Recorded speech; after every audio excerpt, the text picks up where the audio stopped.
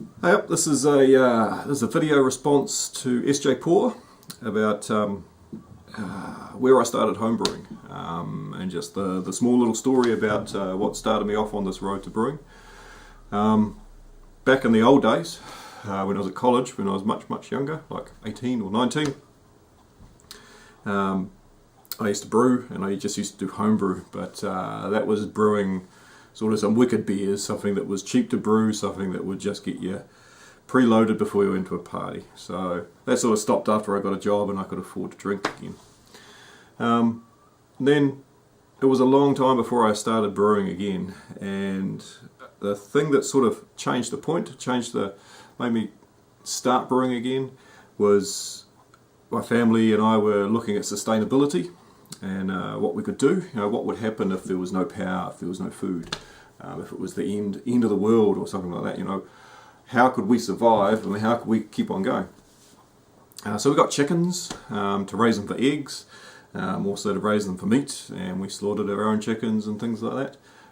We also had lots of vegetable gardens and made sure that we knew how to grow things, and generally just putting a plan together about what would happen.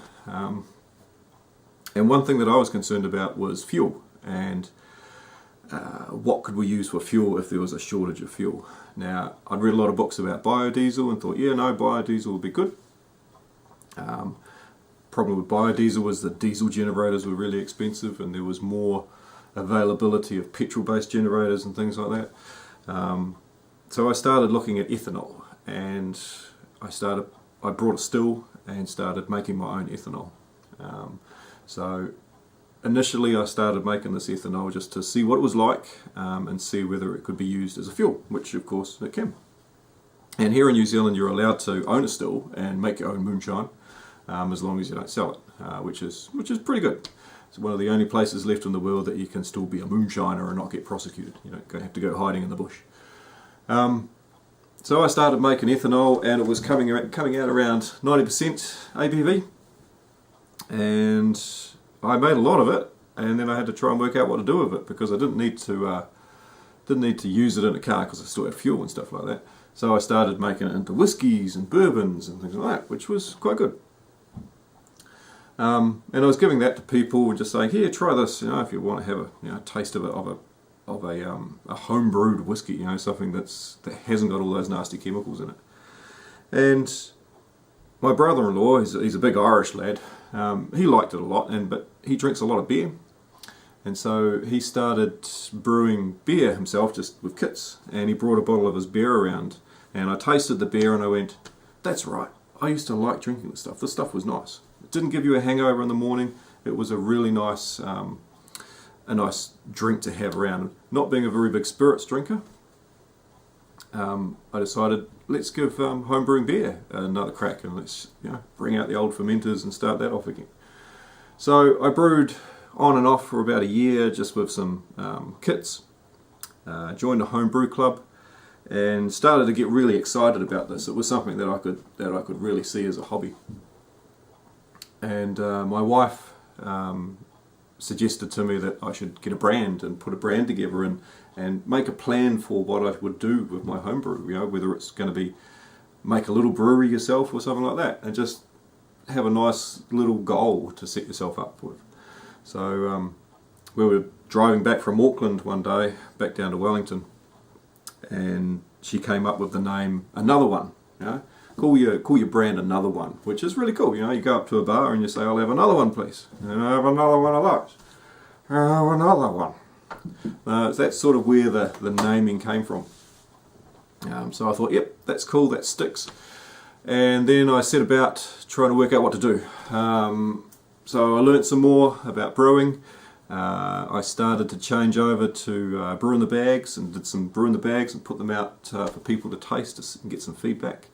And I got lots of positive feedback. At this stage, the craft beer market in Wellington was starting to really establish itself. Beervana, which is an annual beer festival, was starting to grow and get bigger and bigger and bigger. It's got so big now that it's in a stadium, compared to a small town hall that it used to start off with. And I started meeting lots of people that were like-minded, and we started talking about cool stuff, about what we could do, and it was just a really nice community. And so I started getting into it a little bit more, and one of the things that I really enjoyed was the hardware behind the brewing. Coming up with some new ideas, or putting some technology behind some of the brewing equipment and trying to have a play with that. And watching somebody that was an all-grain, or not all-grain, so watching somebody that was an extract brewer who was really proud of their extract brews that did, taste really good. As soon as they moved to all-grain, and the way that they changed, the way that they turned back and they looked at the extracts and went, oh my God, what was I doing back then? As soon as I transitioned over to all-grain, it was amazing. So one thing that I wanted to do was to set up something to allow people to experience what all-grain was. And I've been trying to develop some products that are a cheap transition product to try and get people from extract brewing to all-grain brewing. And I've also become a brewer for a small little microbrewery, or a small little nano brewery really. And it just has a small little 50 litre Sabco set up. And we have a couple of bars that are interested in the beers that we're brewing. But the main thing for the brewery is it's a place for people to come and learn, and come to learn how to do an all grain, and come and experience doing their own all grain. If they don't own the equipment, they can come in, they can use that equipment, buy their grains from the same store and their yeast and everything like that, make their beer, take it away as wort, and then ferment them. Just so that they're not scared about the outlay of what it takes to start with all grain brew. They can start with little steps and just use our equipment. So that's starting to pick up now. We're starting to get that off the ground. As for the beer, I can't drink commercial beer anymore. I have a taste for craft beer, and it doesn't matter. Don't matter what people say. You used to drink that all the time. I can't drink that stuff anymore. It gives me a headache. It tastes mass-produced. I want something that's got flavour in it, that's got depth in it. I want something that's got a story behind it. The nicest thing about craft beer is that I know quite a few of the brewers that brew the beer, and you can sit down and you can have a beer with them, and you can chat away about how this beer is brewed. And that's the best thing about it, is just the community around the beer. It's not a bunch of yobbos going out to get wasted on Heineken. It's people enjoying beer and enjoying the flavours and the craft that is behind the beer. So I still have a full-time job. I am still in the IT business, and I try and fit brewing in between.